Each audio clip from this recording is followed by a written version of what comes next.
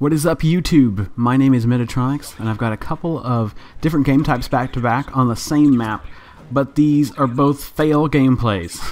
Complete and total fails. And I hope that this sort of thing gets fixed in Black Ops 2, and that's kind of what I'll be talking about. Both of these gameplays end up with just like connection lost to server errors, which is like somebody's rage quit, somebody's dashboard, somebody's walked up to their 360 and hit the power button because they're frustrated and just screws the game for everybody else. And I know this has happened to you guys. It happens to me on a semi-regular basis. I mean, I got 2 gameplays pretty darn quick with this happening. I mean, my internet connection is awesome. That's not the problem. It's just this ridiculous like host switch fail. You know, like the game doesn't know what to do when someone just disconnects.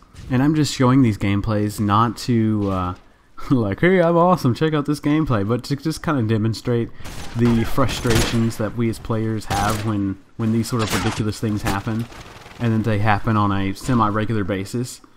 And so let's talk in the comments about just general frustrations that we have with the Call of Duty games, especially the current Modern Warfare 3, and what you hope is fixed, or you know is fixed, in Black Ops 2.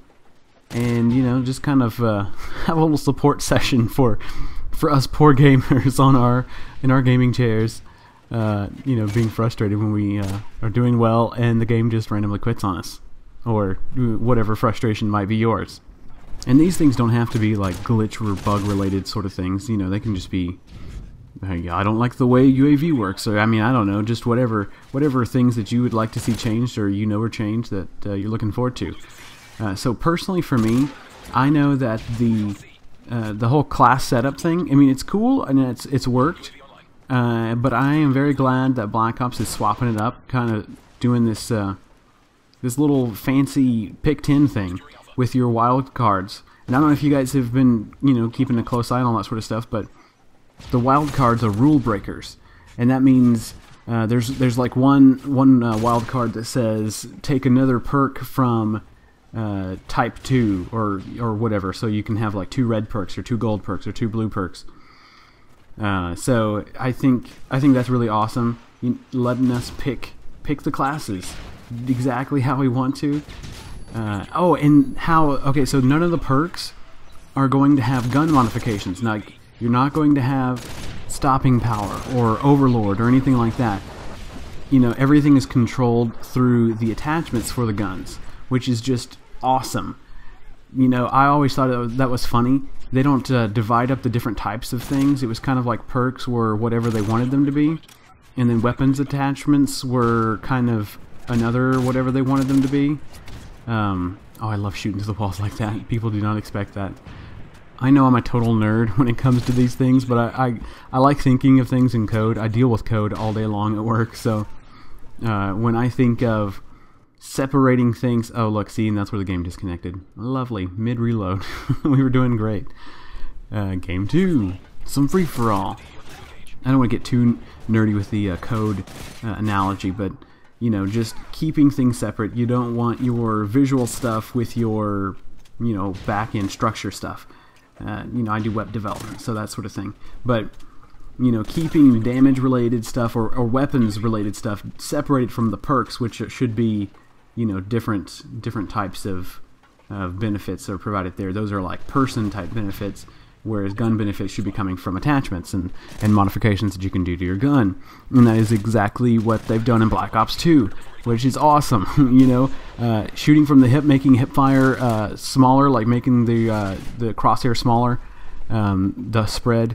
It's you add a laser, so that makes sense. You know, in real life, if you added a laser, you'd be like, oh, I know kind of where I'm shooting, so I'm more accurate, because I love that, getting that guy through another wall. It's awesome.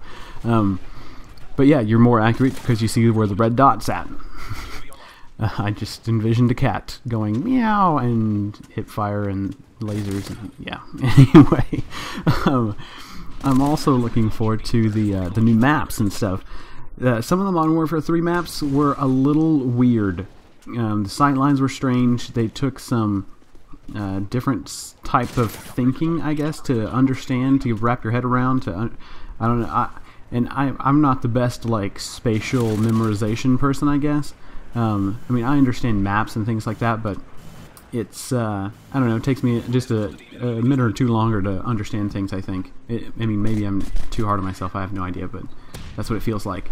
So, oh, and that was funny. So there was two guys camping, one in like either corner. What in the heck? But anyway, so I'm looking forward to the maps. From what I can tell, they're looking pretty logical. They're boxy. They have a good layout that most real life places would. I think that was the difference with the Modern Warfare 3 stuff, because it was a lot of disaster environments and things were just kind of I don't know, scattered randomly about. But I've been babbling on here for several minutes. What do you guys think? I need to know. Leave me some comments. Video responses would be awesome. If you want to get on Facebook and comment on my Facebook wall, I'd totally get back with you there too. And if you want to hit me up on Xbox and play some together, we can totally do that. Alright guys, this is the end of the gameplay. I hope you enjoyed the discussion, and if you did, give the video a like, share it with your friends. It's been MW3, and I'll catch you next time.